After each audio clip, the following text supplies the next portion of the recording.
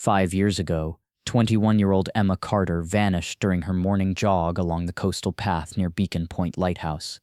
Her running shoes were found at the cliff's edge, leading police to conclude she had fallen into the ocean during the storm that night.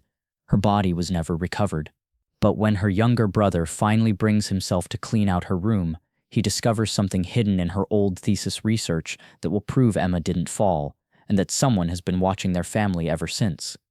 Ryan Carter stood in the doorway of his sister's bedroom, paralyzed by 5 years of carefully preserved memories.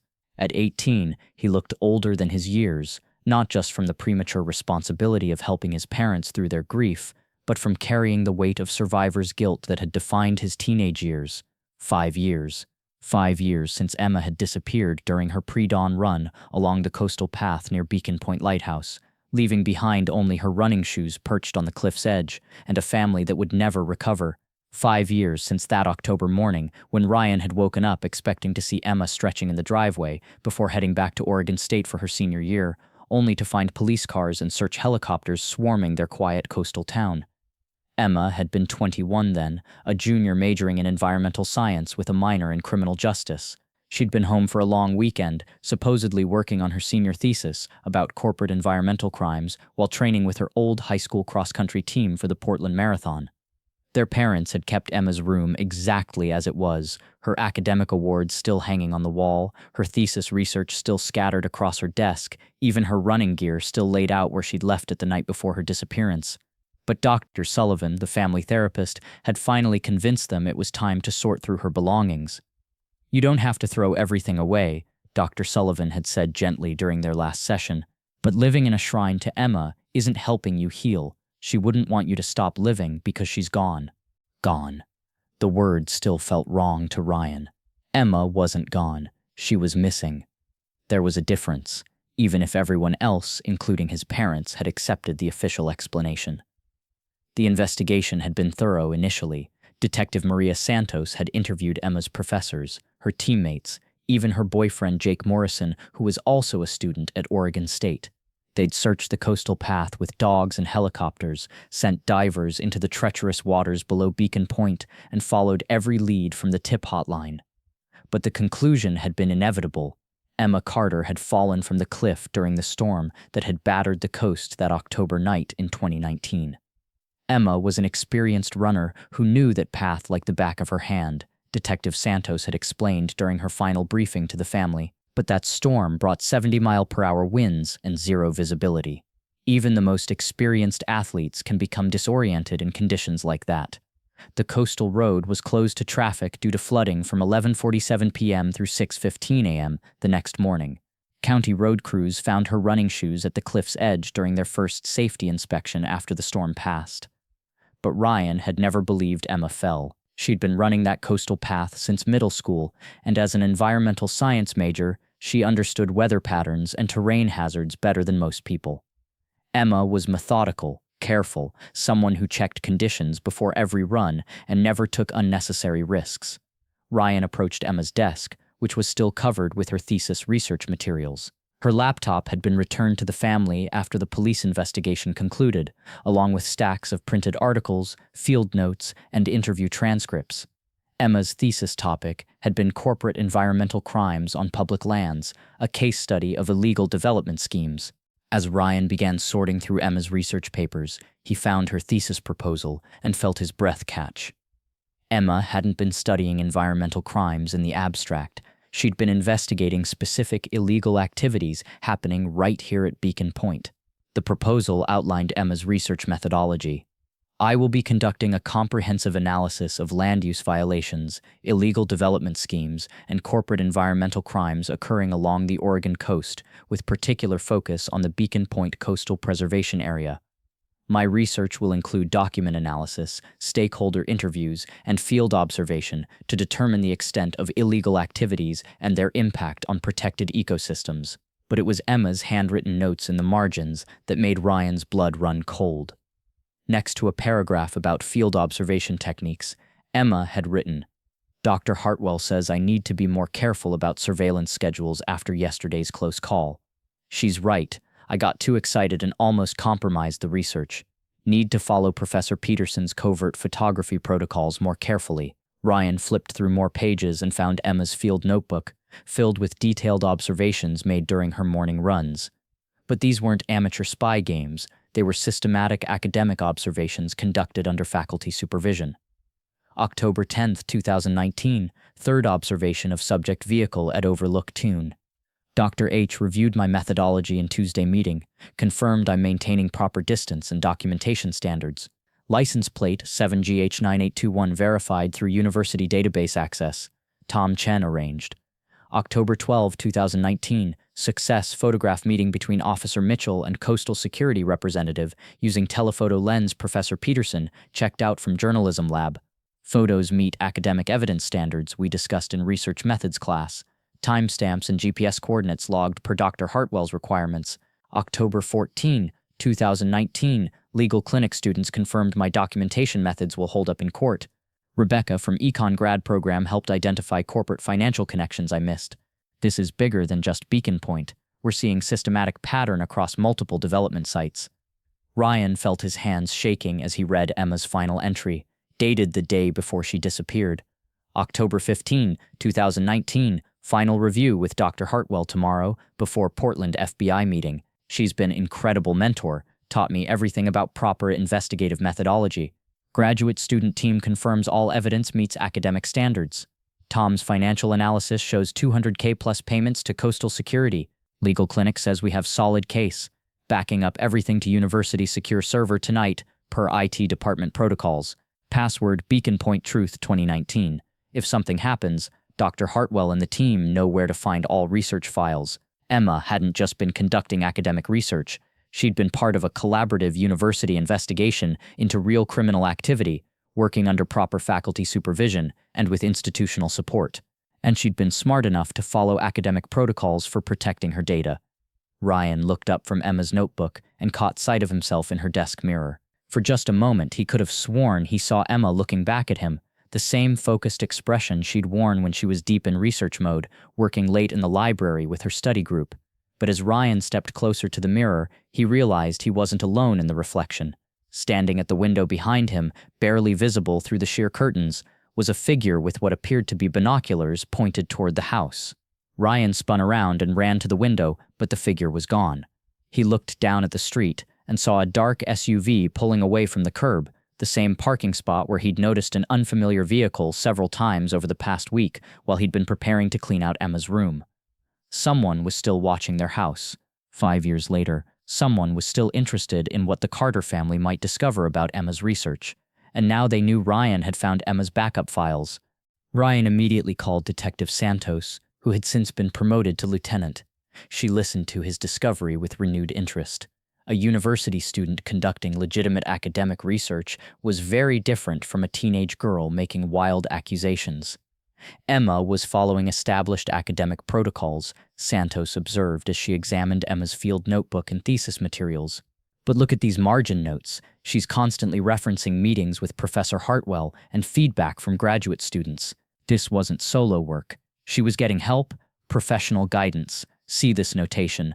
Dr. H suggested focusing on systematic patterns rather than individual incidents. Tom from Economics grad program reviewing financial docs tomorrow. Emma was working within a structured academic framework. Santos was particularly interested in Emma's methodological notes. Throughout her research journal, Emma had documented not just her findings, but her learning process and the academic support she'd received. October 8th, Professor Hartwell explained proper surveillance observation protocols during our weekly meeting, emphasized maintaining distance and systematic documentation, scheduled training session with Professor Peterson from Journalism Lab to learn telephoto photography techniques. October 10th, training session with Professor Peterson successful. He checked out University Canon 5D for my field research and showed me how to use GPS logger, reminded me to follow IRB guidelines for human subjects observation. They contacted Dr. Patricia Hartwell, Emma's thesis advisor in the Environmental Science Department at Oregon State. Dr. Hartwell remembered Emma as an enthusiastic but inexperienced student who required significant mentoring. Emma was passionate about environmental justice, but she needed constant guidance on proper research methodology, Dr. Hartwell explained during their phone conversation. I met with her every Tuesday afternoon to review her progress and ensure she was following academic standards. What kind of guidance did she need? Everything. Initially, Emma's first instinct was to march up to suspicious individuals and demand answers. I had to teach her covert observation techniques, proper documentation methods, even basic interview protocols. She was learning as she went. Dr. Hartwell described Emma's research as part of a larger collaborative project. Emma's thesis was contributing to my NSF-funded study on corporate environmental crimes. She wasn't working alone. She had access to our entire research team, including graduate students in economics, law, and environmental policy. Did she express concerns about her safety? Emma was scheduled to present her preliminary findings at our departmental research seminar on October 18th. I was planning to help her refine her analysis based on peer feedback before we approached federal agencies. Her methodology was solid, but she still needed academic supervision. Dr. Hartwell still had access to Emma's research files on the university's secure server, but more importantly, she had copies of their email correspondence that showed Emma's learning process. Emma sent me updates after every field observation, asking for guidance on documentation standards and methodology, Dr. Hartwell explained. Here's her email from October 12th. Dr. Hartwell, I think I got good photos of the meeting between the police officer and private security person, but I'm not sure if I followed proper chain of custody for evidence. Can we review my procedure in our Tuesday meeting? Also, Rebecca from economics looked at those financial documents and found connections I missed. Should I include her analysis in my thesis? The files Dr. Hartwell retrieved painted a picture of Emma as a determined but inexperienced student who was learning investigative techniques through academic mentorship and peer collaboration. Emma's photographic evidence had been taken with equipment checked out from the university journalism lab under the supervision of Professor Peterson. Her email to Dr. Hartwell from October 13th read, Professor Peterson spent 2 hours showing me how to use the telephoto lens without being detected. The photos are much better quality now, and he helped me understand proper documentation timestamps. He wants to review all my surveillance photos before I include them in my thesis. Emma wasn't conducting independent research, Santos realized. She was learning investigative techniques through a structured academic program with multiple faculty advisors and student collaborators. Emma's financial analysis had been conducted with help from graduate student Tom Chen, who was working on his master's thesis in environmental economics. Chen had provided Emma with guidance on tracing corporate financial structures and identifying suspicious payment patterns. Look at this email exchange, Dr. Hartwell said, showing Santos Emma's correspondence with Chen. Emma writes, Tom, thanks for explaining how to read corporate filings. I never would have found those Coastal Security Services payments without your help. Can you double-check my analysis before I submit it to Dr. Hartwell? I want to make sure I'm interpreting the financial data correctly. The breakthrough came when Santos accessed Emma's email correspondence with the university's legal clinic. Emma had been working with law school students to ensure her research methods were legally sound and that her findings could potentially be used in legal proceedings. Emma wasn't just collecting evidence, Santos concluded. She was learning how to build an academic case study under professional supervision with input from multiple departments and experienced researchers. Emma's final email to Dr. Hartwell, sent at 11:15 p.m. on October 15th, revealed both her academic progress and her continued reliance on institutional support. Dr. Hartwell, I've uploaded all my research files to the secure server as we discussed. The legal clinic students confirmed that my methodology meets standards for potential federal evidence. I'm nervous about tomorrow's meeting, but I know the research is solid because of all the guidance you and the team provided. Thank you for helping me learn how to do this properly. I couldn't have conducted this investigation without the university's support and training. See you tomorrow morning to review final presentation materials before we drive to Portland. Emma had been eliminated not because she was a lone wolf investigator, but because her academic research conducted under proper supervision and with institutional backing threatened to expose a criminal conspiracy through legitimate scholarly channels that couldn't be easily discredited. The conspiracy couldn't dismiss Emma's findings as amateur speculation, Santos realized. She had university credibility, faculty supervision, peer review, and institutional support. That made her research genuinely dangerous to their operation. Officer Chen was studying Emma's photographs through the camera's LCD screen. These are remarkably professional for a student researcher. Professor Peterson's training really paid off. Systematic documentation of license plates and equipment, careful composition to avoid detection, proper timestamps and GPS coordinates.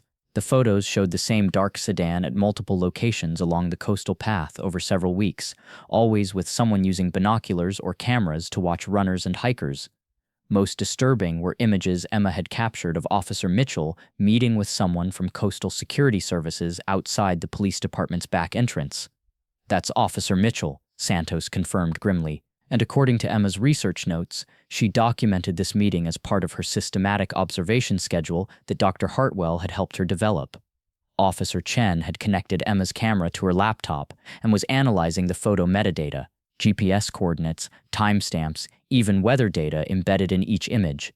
The university's journalism program teaches thorough documentation standards, and look at this, she pointed to the screen.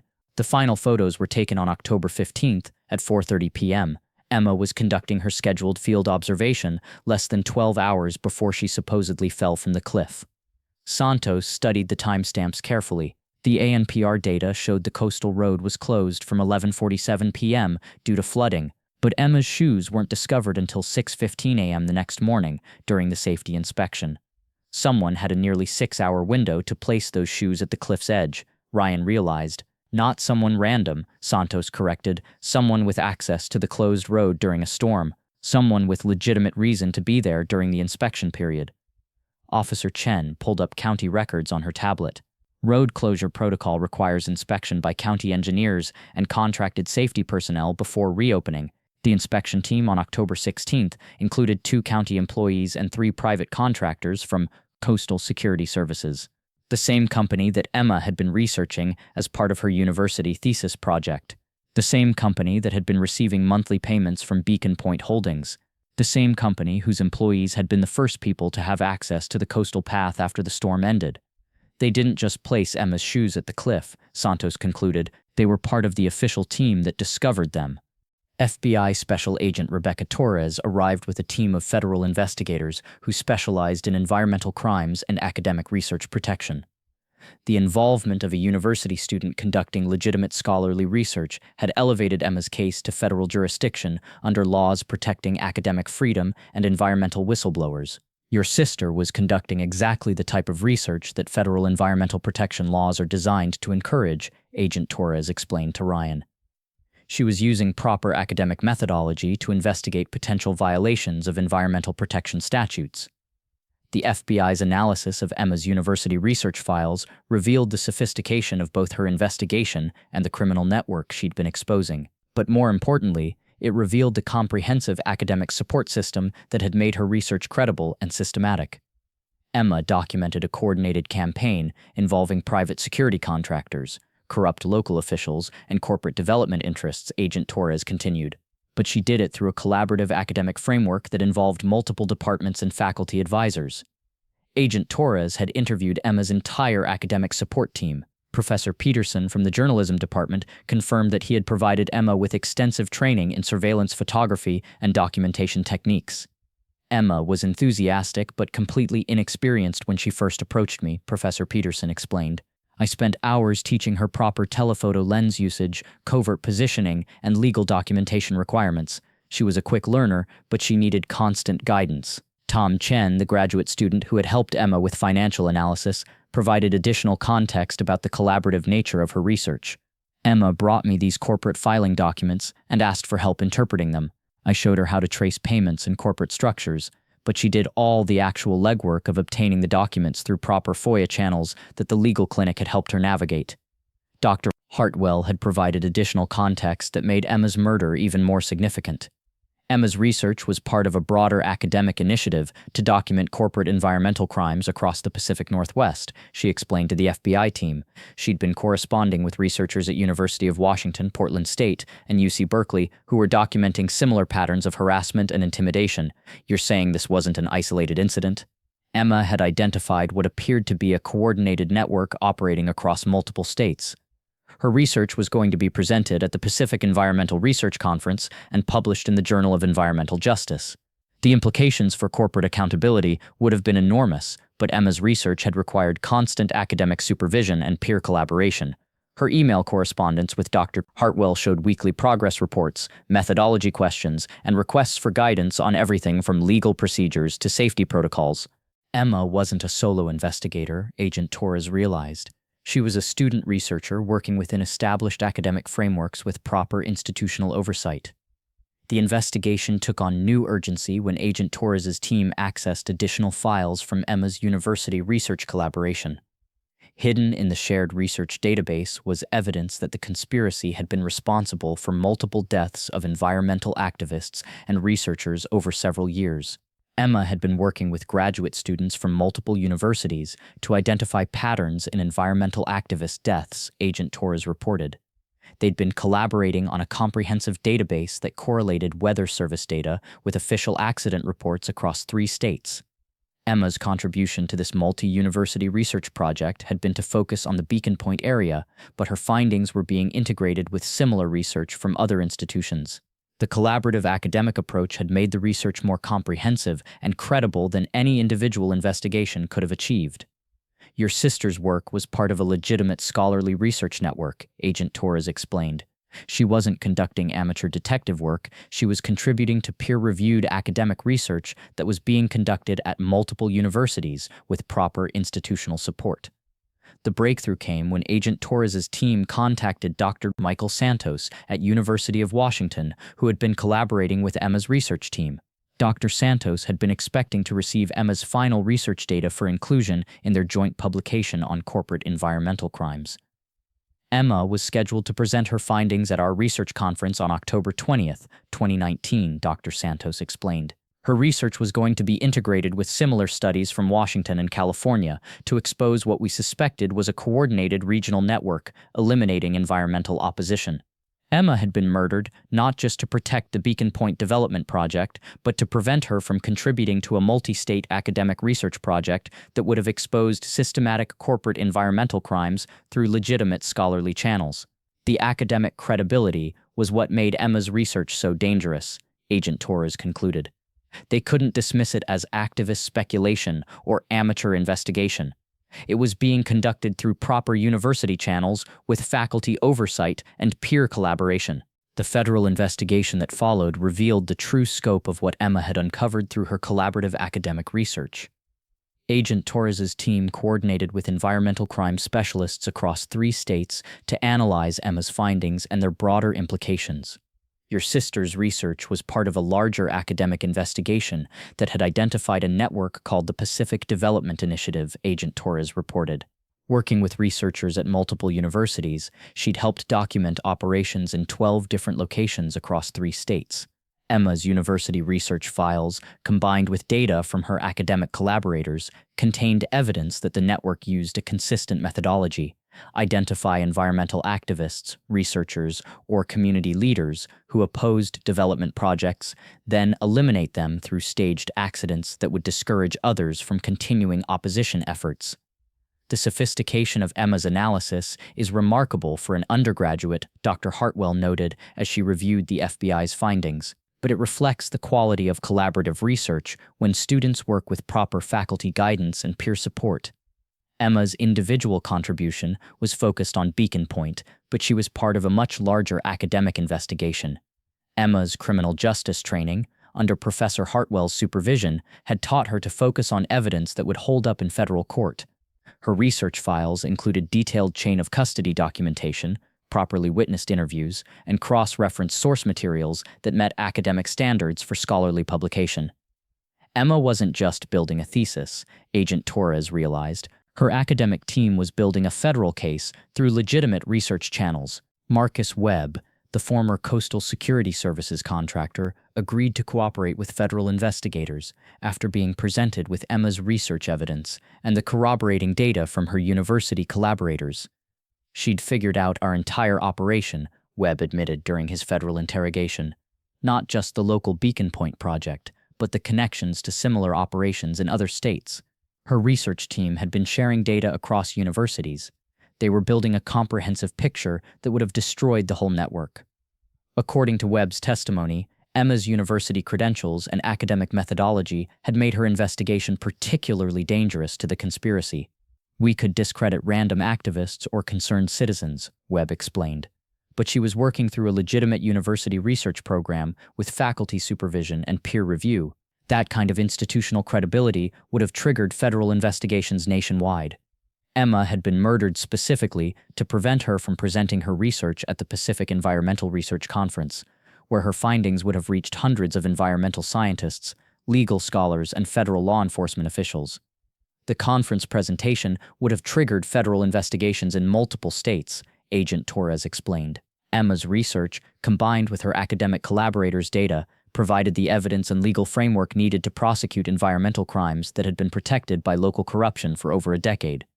Webb's confession revealed the systematic nature of Emma's murder. She wasn't taken during a random encounter, he admitted. We'd been monitoring the university research project through computer surveillance for weeks. We knew she was scheduled to meet with her thesis advisor and then drive to the FBI field office with a team of faculty and graduate students. The operation was planned specifically to prevent that meeting. Emma had been abducted from the coastal path during her morning run on October 16th and taken to a secure facility where Coastal Security Services attempted to determine the full extent of her research collaboration and which academic colleagues had access to her findings. Emma never revealed the details of the university research network or her academic collaborators, Webb testified. Even under extreme pressure, she protected her professors, her fellow students, and the broader research project. She died believing that her academic team would continue the investigation and eventually expose the truth. The FBI's investigation ultimately resulted in federal charges against 37 individuals across 3 states, including corporate executives, private security contractors, and corrupt government officials. Emma's research, combined with the collaborative data from her university colleagues, provided the foundation for the largest environmental crime prosecution in Pacific Northwest history. But the most significant outcome was that Emma's academic research methodology became a model for university-based environmental crime investigation, leading to new federal funding for collaborative research projects and enhanced protection for student researchers. The federal prosecution that followed resulted in convictions ranging from environmental crimes to conspiracy and murder. Officer Mitchell received a life sentence for his role in Emma's murder and the broader conspiracy, while Coastal Security Services was completely dismantled and its leadership imprisoned. But the most significant outcome was the complete validation of Emma's collaborative academic research approach. Her findings, combined with data from her university colleagues, were posthumously published in the Journal of Environmental Justice and became the foundation for new federal legislation protecting environmental researchers and activists. Emma's research methodology has become a model for collaborative academic investigation of environmental crimes, Dr. Hartwell explained during the memorial service held at Oregon State University. She proved that undergraduate students, when working within proper academic frameworks with faculty guidance and peer support, can contribute to groundbreaking research that exposes corporate criminal activity. The Pacific Environmental Research Conference established an annual Emma Carter Memorial Lecture for outstanding collaborative research in environmental justice. The FBI created a new environmental crimes unit that used Emma's team-based research methodology to investigate corporate environmental violations. Professor Peterson had spoken about Emma's development as a researcher during the memorial service. Emma came to me as an enthusiastic but completely inexperienced student who wanted to learn surveillance photography, he remembered. Through careful mentoring and structured learning, she developed the skills needed to document criminal activity. But she never forgot that she was part of an academic team. She always credited her collaborators and sought guidance from faculty. Tom Chen, the graduate student who had helped Emma with financial analysis, had continued her work after her death. Emma taught me that undergraduate researchers, when properly supported by faculty and graduate students, can make genuine contributions to academic investigation, he said. I've incorporated her systematic approach to corporate financial analysis into my own master's thesis research. 6 months after the trials ended, Ryan stood in Emma's former laboratory at Oregon State University, where a memorial plaque honored her contribution to collaborative environmental justice research. Her thesis had been completed posthumously by Dr. Hartwell and her academic team, using Emma's research files and incorporating contributions from all her collaborators. The Emma Carter Collaborative Research Prize is awarded annually to undergraduate students who demonstrate exceptional teamwork in faculty-guided environmental justice research, Dr. Hartwell explained to Ryan. Emma's legacy isn't just her individual findings, it's her demonstration that collaborative academic research can be a powerful tool for exposing corruption and protecting public resources. Professor Peterson had established a mentorship program connecting journalism students with environmental science researchers, continuing the interdisciplinary collaboration that had made Emma's investigation possible. Emma showed us the importance of cross-departmental collaboration in academic research, he explained. Students from different disciplines, working together under faculty guidance, can accomplish more than any individual researcher working alone.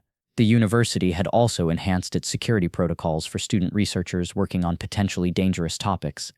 Emma's case taught us that we have a responsibility to protect our student researchers while still encouraging important investigative work, Dr. Hartwell noted. We've established new safety procedures and collaboration requirements for students working on sensitive topics. Ryan kept Emma's research notebook on his desk at the foundation he'd established to support collaborative environmental justice research. Her systematic documentation, academic rigor, and scholarly methodology, all developed through proper university mentorship and peer collaboration, had not only brought her killers to justice, but had also created new frameworks for protecting student researchers nationwide. Emma Carter's investigation had been completed by the FBI, but her collaborative research methodology continued to protect public lands and expose corporate environmental crimes across the country. The lighthouse at Beacon Point remained a symbol of her commitment to academic excellence and environmental justice, guiding other student researchers who followed her example of working within proper institutional frameworks while pursuing important investigative work. Some legacies are built on individual brilliance, but Emma's legacy was built on her demonstration that collaborative academic research, when conducted with proper faculty guidance and institutional support, could triumph over corporate corruption and criminal conspiracy. The coastal path that Emma had died protecting was now permanently preserved as the Emma Carter Collaborative Environmental Research Area, where teams of students from multiple universities continued to conduct the kind of rigorous, faculty-guided academic investigation that Emma had pioneered. Emma Carter's academic investigation had been completed by federal authorities, but her research methodology lived on in the work of student research teams, faculty mentors, and environmental advocates who used her collaborative techniques to expose corporate crimes and protect public resources. The search for Emma Carter was over, but the academic tradition of collaborative environmental justice research that she had helped establish would continue protecting the environment she loved for generations to come. The Emma Carter Memorial Research Center at Oregon State University now coordinates collaborative investigations with universities across the Pacific Northwest, ensuring that no student researcher ever has to face dangerous investigations alone. Emma's legacy proves that when academic institutions provide proper support, guidance, and collaboration opportunities, student researchers can safely pursue investigations that make a real difference in protecting environmental justice. The lighthouse at Beacon Point continues to guide ships safely to shore, but it also serves as a reminder that the most powerful investigations are those conducted through collaborative academic frameworks, with proper institutional support, faculty mentorship, and peer collaboration, exactly the way Emma Carter had learned to conduct research that changed the world.